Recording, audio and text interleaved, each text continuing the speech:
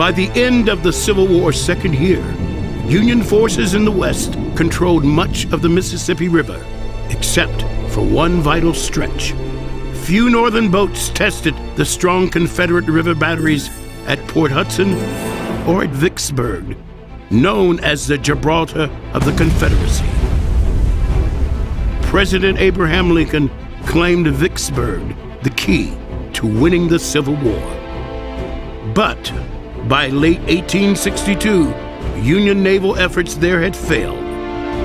That key remained firmly in Southern hands. Using the Mississippi River and its major tributaries to move men and munitions, the Union Army had won a series of victories in the West, and they hadn't done it alone.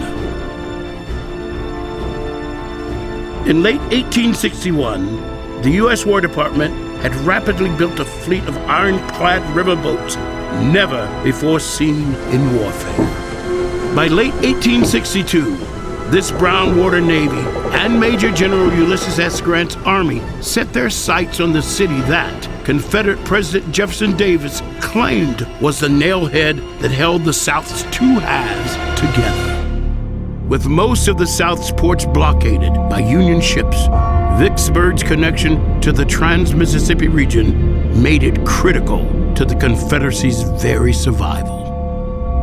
Texas beef and Louisiana sugar, salt, and molasses fed the Southern armies. Lead from Missouri filled Southern rifles, and it all funneled through Vicksburg's rail lines. The defense of Vicksburg and Port Hudson fell to Lieutenant General John Pemberton, who was a Pennsylvanian by birth, but sided with the South at the urging of his wife, a Virginian. With little combat experience, his orders are to hold Vicksburg at all costs.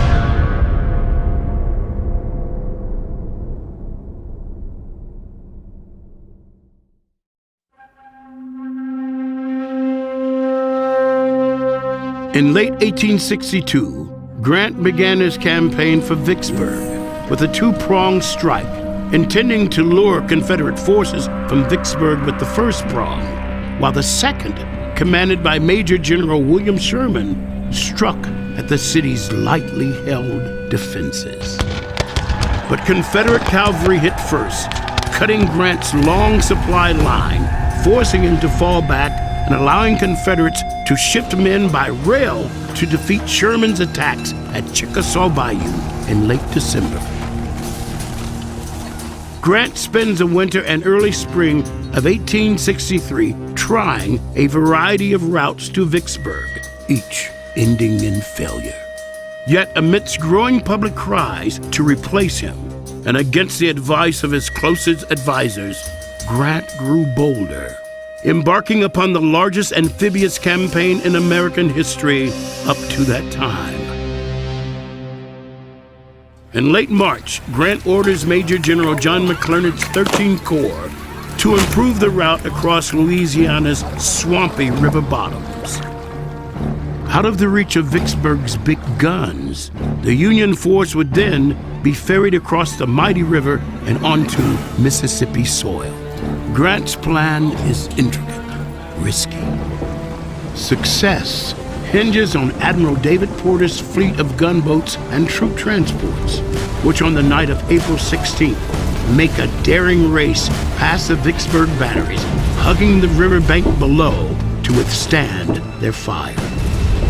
Even with Porter's fleet south of Vicksburg, Grant continues to keep Pemberton guessing as to where he'll attack. On April 17th, the day after Porter's daring run, Grant launches a federal cavalry raid into the heart of Mississippi. On April 29th, Sherman feints an attack north of Vicksburg, while Union gunboats shell Grand Gulf, where Grant actually plans to ferry his army across the Great River. The cavalry raid ties up Pemberton's cavalry, leaving river crossings unguarded. Sherman's feint draws Confederate attention north of the city. Both keep Pemberton distracted from the true threat at Grand Gulf. The batteries there were too strong for Union gunboats, so Grant adapts and crosses instead at Bruinsburg. By April 30th, Grant realizes a goal he had toiled 6 months to achieve. The lead element of his army is on the Confederate side of the river. For the next 17 days, his army would march more than 200 miles and fight 5 battles in a campaign never before witnessed on American soil.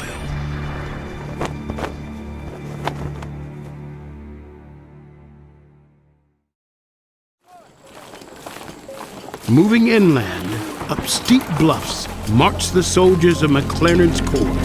In the early morning hours of May 1st, they hit a Confederate brigade. For the next 17 hours, up to 8,000 Confederates put up a noble defense in the rugged terrain surrounding Fort Gibson, holding back 20,000 Federals. By late afternoon, outflanked and low on ammunition, the Confederates fall back. The loss here causes the Confederate evacuation of Grand Gulf on May 2nd. With his beachhead secure, Grant's plan truly unfolds. Now, aware of Grant's true intentions, Pemberton assumes he will march north for Vicksburg. But Grant has already rejected that approach as too restrictive. Instead, using the Big Black River as a shield, he plans to cut the rail line which feeds Vicksburg with supplies and reinforcements. Then he will turn and trap Pemberton at Vicksburg. It was this type of bold, indirect strategy that would become the hallmark of Grant's military career. By May 12th, joined by Sherman's Corps, Grant marches along a 10-mile front, aiming to attack the Southern Railroad the next morning. Pemberton shifts his army and rushes a Confederate brigade by rail to Jackson with orders to strike Grant's right flank. These 3,000 Confederates slam into Major General James McPherson's 10,000 men along the banks of 14 Mile Creek, just southwest of Raymond. Unaware that they are outnumbered 3-1, Confederates launch a fierce attack.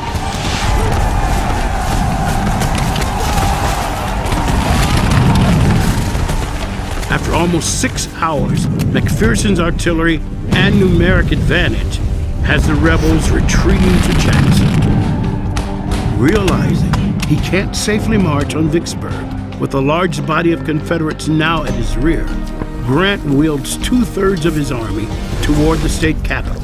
He cuts rail and telegraph lines along the way and hinders communication between Pemberton and the one man sent to assist him.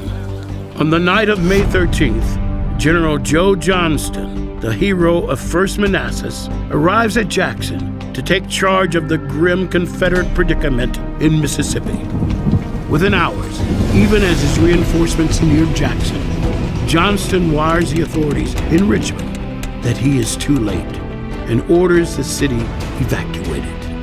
The next morning, Sherman and McPherson's divisions push back Confederate artillery and roadblocks from a handful of Confederate regiments. By late afternoon on May 14th, the United States flag flies once again over the state capitol. Grant spares none of his men to occupy Jackson and put its military supplies and rail lines to the torch. Then he turns his army toward Vicksburg. As Jackson burned, Pemberton had moved with 20,000 men to attack Grant's supply line. Without a working telegraph, Confederate communications unraveled. As Johnston gathers reinforcements to the northeast, Pemberton moves southeast. On May 16th, Pemberton receives a 2-day-old message from Johnston, ordering him to Clinton. As Pemberton reverses his column, Grant closes in. Pemberton hastily deploys his divisions along a 3-mile front to face 2 advancing Federal columns. But he is unaware of a third moving toward his exposed left flank. Brigadier General Stephen Lee of Stevenson's division shifts his brigade to a hill owned by Sid Champion. Brigadier General Alfred Cummings' Georgians moved to fill a gap and block the Union division's closing on the Middle Road. And at 10:30 that morning, at Champion Hill, Grant starts the battle, destined to seal Vicksburg's eventual fate. If Pemberton's thin left flank crumbles, Grant will control the Baker's Creek Bridge and Pemberton's escape route to Vicksburg. Seth Barton's Georgia Brigade hustles to stop the Union onslaught. By 11:30 a.m., the fighting on Champion Hill turns viciously hand-to-hand, with Stevenson's division eventually thrown back to the Jackson Road. Major General John Bowen's division savagely drives the Federals back to the Champion House.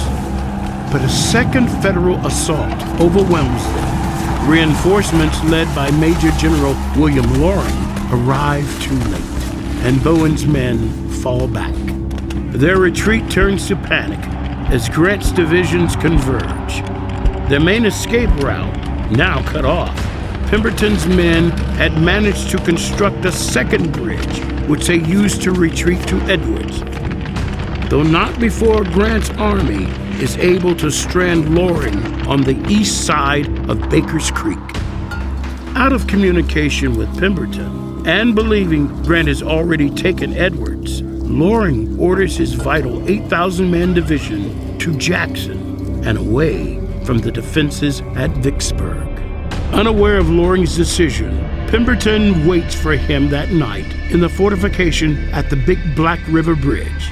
Instead, he is met the next morning by McClernand's corps, which immediately attack and send the rebels running to the safety of Vicksburg.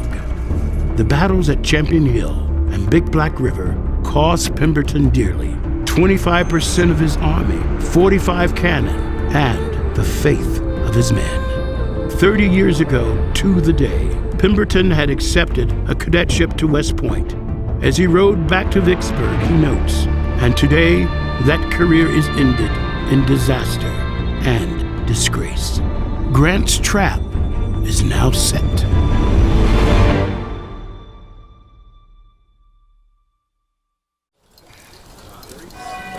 On May 17th, Pemberton's demoralized soldiers, reeling from the loss at Big Black River, began streaming into the city. They worked through the night to shore up their fortifications. Vicksburg's land defenses stretched more than 8 miles, with 9 major forts connected by rifle pits, artillery embrasures, and parapets of earthen logs.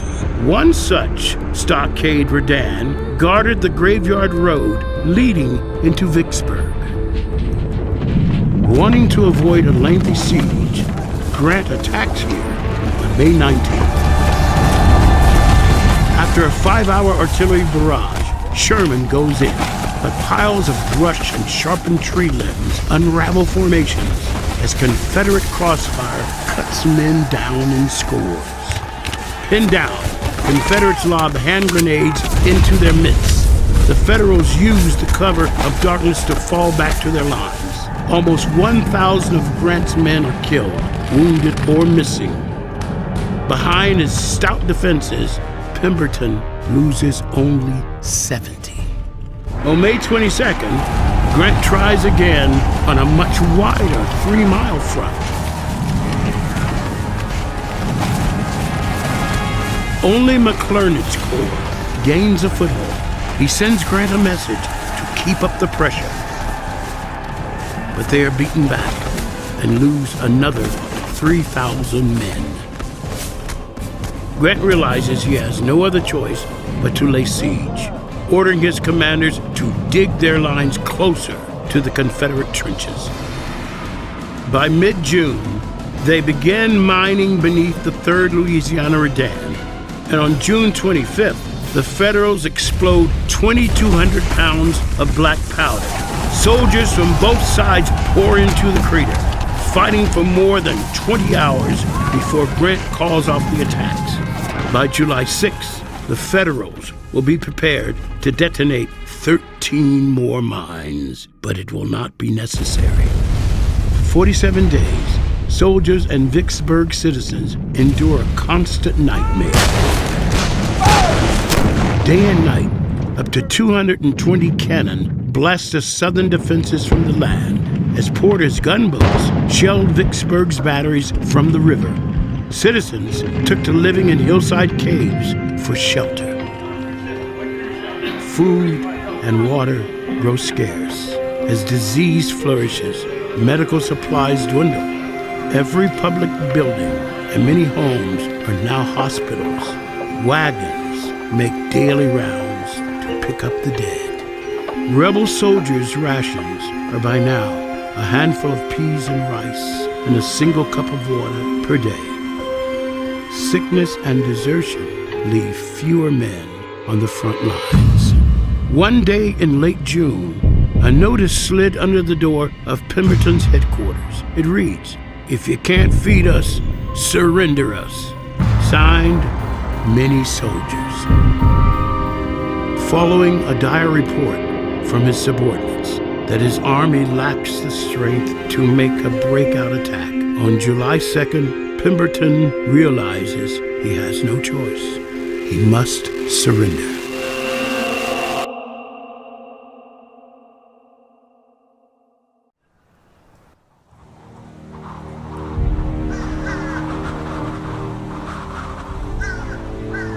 On July 3rd, 1863, there came a sound, ominous for some, for weeks unheard by all.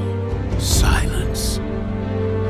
That day, Grant and Pemberton meet to discuss terms of surrender. With the anniversary of American independence only a day away, Pemberton hopes Grant will be in a generous mood. Instead, Grant demands unconditional surrender. Pemberton refuses. Later that evening, Grant offers terms. Instead of taking Pemberton's army prisoner, he will parole them. Many will go home at once. Pemberton accepts, and on the 4th of July, the Confederates stack arms, handing over the city of Vicksburg to the Union forces. The South's Gibraltar had fallen. With the capture of Port Hudson 5 days later, the Mississippi River is entirely in Union hands. Grant loses 10,000 killed, wounded, or missing, and inflicts nearly as many losses on the Confederates. But aided by Porter's fleet, he disperses an entire rebel army and cuts the South's supply line. Soon, even the most basic goods like salt to preserve meat would grow increasingly scarce. Yet the Vicksburg campaign is overshadowed in the press by the Confederate defeat at Gettysburg the day before. And only in the coming decades would Grant's accomplishment be recognized.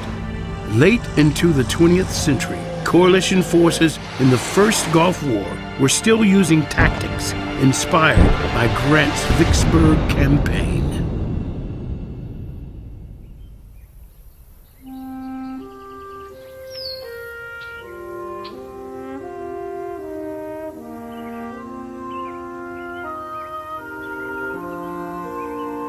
And it was at Vicksburg that the blue and the gray found unity in the cause of preservation. Their efforts resulted in the establishment of the Vicksburg National Military Park in 1899. Today, that preservation effort continues, so that the sacrifices made there by both sides will not be forgotten.